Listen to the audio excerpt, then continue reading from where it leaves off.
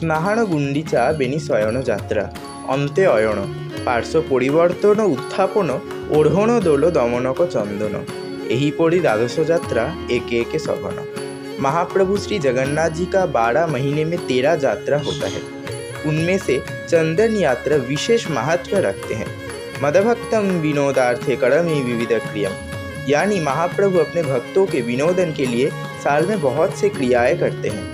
चंदन यात्रा श्री मंदिर में अक्षय तृतीया के दिन से लेकर स्नान पूर्णिमा के पूर्व दिन तक चलता है। इस समय श्री मंदिर में बहुत सारे नीतियाँ पालन होता है, पर हम घर में कैसे चंदन यात्रा पालन कर सकते हैं, आइए जानते हैं।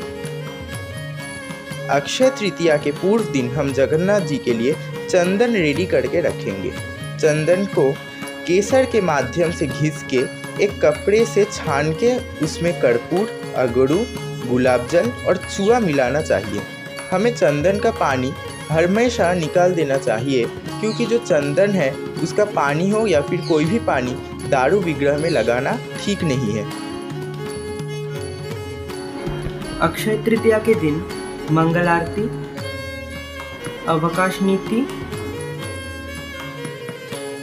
वेश परिवर्तन या श्रृंगार के बाद महाप्रभु को भोग निवेदन कीजिए। फिर महाप्रभु को भोग निवेदन करने के बाद दूसरी बार दर्पण में स्नान कराइए। इसे जात्रांगी महास्नान कहते हैं। ये अक्षय तृतीया के दिन का विशेष नीति है।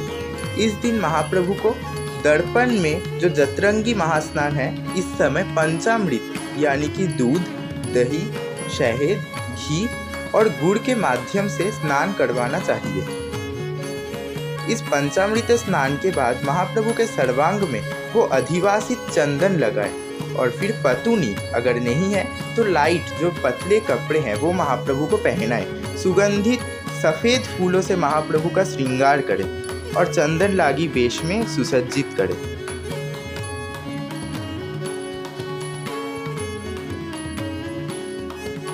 फिर डेली रिचुअल कंटिन्यू करें। चंदन यात्रा के टाइम महाप्रभु को पाना भोग, गुड़, अनार, दूध एटसेट्रा ये तरीके का फल आप लगा सकते हैं। ये पाना भोग महाप्रभु का विशेष प्रिय है। महाप्रभु को कर्पूर निवेदन करें। अक्षय तृतीया से लेकर पहले 21 डेज तक महाप्रभु का बाहर चंदन यात्रा चलता है। इसमें जिनके घर में मदन मोहन, श्रीदेवी, भूदेवी है वो उन्हें महाप्रभु के सामने रखें और बंदापना करें। ये बंदापना पहले बलभद्र, फिर जगन्नाथ और फिर माँ सुभद्रा के पास होगा। बंदापना में पहले जो अक्षत है वो निवेदन करें, फिर कर्पूर आरती और घृत आरती करें।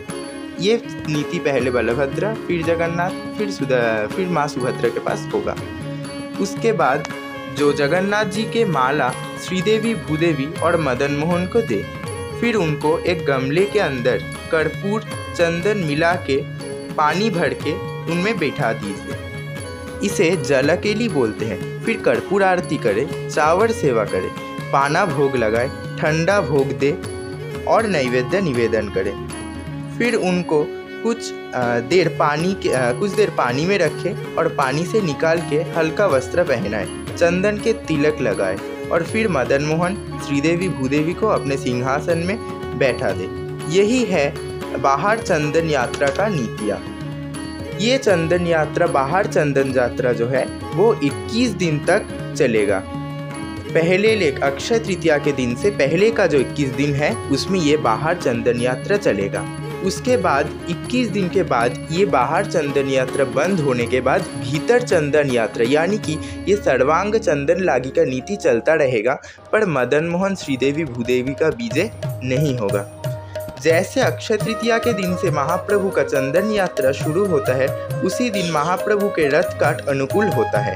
इस दिन मध्याह्न धूप के बाद अगर आप नया रथ बना रहे हो तो उसके लकड़ी को रख के उसमें गंगाजल, वस्त्र, चंदन, अक्षत और महाप्रभु का माला निवेदन कर सकते हैं। अगर आपके पास पुराना रथ भी है तो उसे भी साफ करके ये नीति कर सकते हैं। जय जगन्नाथ। आशा है कि हमारा प्रयास आपको अच्छा लगा होगा। हम घर में ऐसे ही महाप्रभु का नीति पालन कर सकते हैं।